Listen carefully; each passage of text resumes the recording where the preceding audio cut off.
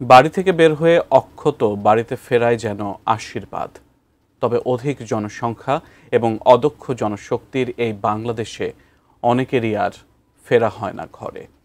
তেমনি এক দুর্ঘটনা কেড়ে নিয়েছে একই পরিবারের ৩ জনের প্রাণ। বিস্তারিত সাইমুম জান্নাত প্রভার প্রতিবেদনে।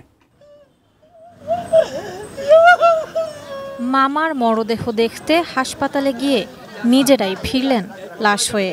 শনিবার দিবাগত রাত ২টার পরে রাজধানীর উত্তরা আজমপুরের পূর্ব থানার সামনে বেপরোয়া ট্রাক কেড়ে নেয় একই পরিবারের ৩ জনের প্রাণ।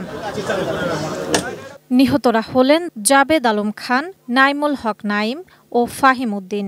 ফাহিম ও নাইম খালাতো ভাই, আর জাবেদ তাদের দুজনেরই মামা। পুলিশ রাতেই মরদেহ উদ্ধার করে সোহরাওয়ার্দী হাসপাতালের মর্গে পাঠায়। এ ঘটনায় ঘাতক ট্রাক জব্দ এবং চালক ও হেলপারকে গ্রেপ্তার করেছে police. Colour expert, George sap এবং মাইল্ড অন হ্যান্ডস টেকনোলজি সমৃদ্ধ অরিক্স ক্রিস্টাল ওয়াশ আপনার লন্ড্রি এক্সপার্ট।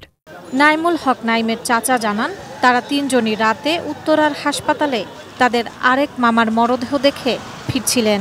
নিহত ফাহিম আহসানুল্লাহ বিজ্ঞান ও প্রযুক্তি বিশ্ববিদ্যালয়ের কম্পিউটার সায়েন্সের ৩য় বর্ষের ছাত্র। তার মৃত্যুর খবরে মর্গে ছুটে আসেন তার বন্ধু সহপাঠীরা।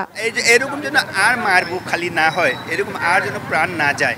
আর যে চালক, তার জন্য দৃষ্টান্ত তার শাস্তি হয়। একটা শাস্তি হলে বাকি আপনার চালকগুলো একটু সতর্ক হবে।